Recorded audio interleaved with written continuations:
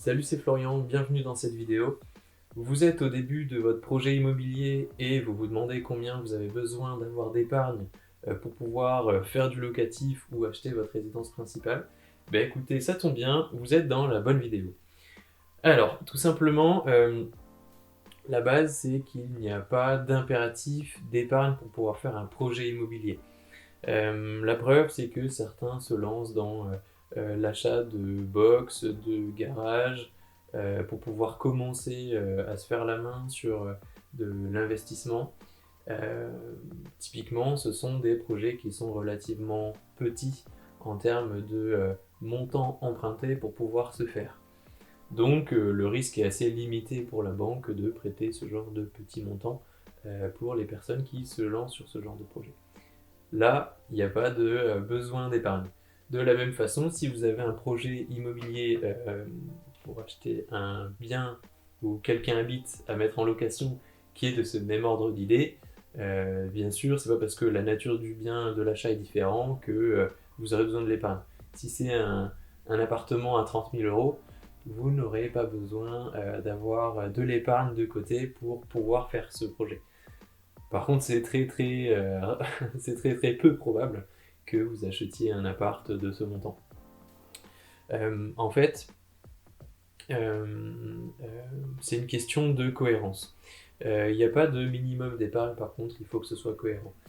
Bien sûr, si vous avez un projet lambda qui se situe entre 150 et 250 000 euros pour pouvoir acheter votre ERP ou faire du locatif, vous aurez besoin d'épargne.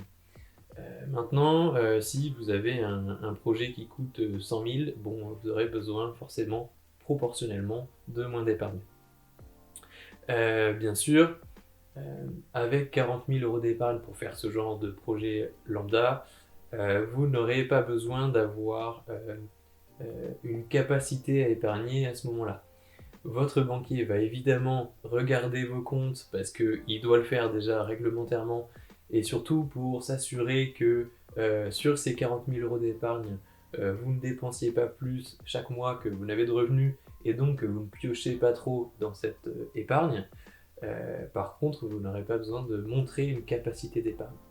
A l'inverse, si vous avez un projet lambda comme la fourchette qu'on a citée, mais que vous avez que 5 000 euros d'épargne, en fait 5 000 euros d'épargne, on peut dire que c'est conséquent, et effectivement, quand vous avez un matelas de 5 000 euros d'épargne, vous vous dites, bon ok, je suis tranquille pour pouvoir payer mon loyer, faire des courses, patati patata. Euh, Par contre, pour un projet IMO, 5 000 euros d'épargne, c'est pas grand-chose. C'est pas grand chose et à partir de 5000, je dirais même 10 000, vous devrez quand même prouver une certaine capacité d'épargne mensuelle à votre conseiller bancaire. Alors après, c'est une histoire, encore une fois, de cohérence. Si vos relevés de compte prouvent que vous pouvez et que vous le faites d'ailleurs, preuve à l'appui, parce qu'il faut en plus de prouver une capacité d'épargne, prouver que vous épargnez. Si vous prouvez que vous mettez 100 euros d'épargne par mois, j'ai envie de vous dire, c'est un peu tendu, parce qu'il suffit que tous les mois vous ayez, parce que vous êtes un chat noir, je ne fais pas de discrimination vers les chats noirs particulièrement, si vous êtes un chat noir et que vous avez des pépins tous les mois, c'est assez récurrent en fait, forcément 100 euros par mois d'épargne, vous n'allez pas aller bien loin parce que vous allez devoir les mettre sur le tapis tous les mois pour régler vos pépins. Maintenant, si vous mettez 2 fois plus de côté par mois, si vous arrivez à avoir 200 euros d'épargne par mois, euh, là il va falloir que les pépins soient un peu plus gros ou un peu plus conséquents pour devoir entamer cette épargne. Donc déjà à partir de 200 euros d'épargne mensuelle, on commence à considérer une réelle capacité d'épargne.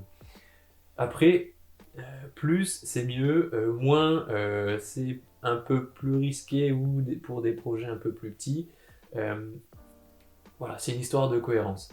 Rappelez-vous que votre conseiller bancaire doit défendre votre dossier. Donnez-lui tous les outils pour le faire. Et si vous arrivez à mettre 1000 euros par mois de côté, tant mieux et c'est génial. Maintenant, ne vous empêchez pas de manger pour pouvoir mettre 1000 euros d'épargne par mois. Certains, quand vous êtes hébergé par la famille, quand vous avez beaucoup d'aide ou quand vous êtes plusieurs à vivre dans un même foyer, arrivent facilement à mettre 1000 euros d'épargne par mois, ceux qui ont un gros salaire aussi. Par contre, c'est pas à la portée de tout le monde. Donc surtout, ne vous empêchez pas de manger pour pouvoir faire une grosse épargne et pour pouvoir investir après. Allez-y petit à petit. À titre d'exemple, et je tenais à vous donner un exemple pour ce point-là, pour un achat entre 150 et 250 000 euros, au vu des conditions de prêt qui se durcissent, et j'en parle dans ma formation, je ne vais pas en parler ici parce que c'est un point à expliquer relativement long, on sait d'avance que c'est pas la peine de venir avec aucune épargne. Vous aurez peut-être la possibilité d'investir dans du locatif ou acheter votre résidence principale en venant sans aucune épargne. Par contre, il faudra remplir un certain nombre de critères très spécifiques et qui en fait ne correspondent pas à 10% des dossiers. Donc si vous êtes dans le cas des 90% des clients qui viennent emprunter, vous devez avoir une épargne, c'est une certitude. Ne vous pointez pas si vous n'avez pas une énorme épargne, si vous n'avez pas un énorme revenu, si vous n'avez pas déjà un parc d'investissement locatif qui rapporte. Ne venez pas sans épargne défendre un projet d'achat, à moins encore une fois que ce soit d'un petit volume et d'un petit risque pour la banque en fait de vous suivre. C'est ce que je souhaitais vous faire part, vous expliquer dans cette vidéo. Pour conclure, moins vous avez d'épargne en fait, et plus vous devez montrer une capacité d'épargne, mais montrer, pas juste dire j'en suis capable, mais dire voilà, ces 3 derniers mois j'ai mis, ou ces 6 derniers mois, j'ai mis chaque mois tant d'épargne de côté. Et après nous on fera une moyenne mensuelle pour dire voilà, le client met en général 200-250 euros d'épargne de côté par mois. Voilà, c'est ce que je souhaitais vous dire dans cette vidéo. A plus. Si tu as envie d'aller plus loin et d'obtenir le meilleur prêt immobilier pour ton projet, alors je t'offre 1 heure de contenu à ma formation, votre meilleur prêt immobilier en 3 heures. Je te mets le lien dans la description, je te dis à tout de suite dans mes vidéos. Ciao.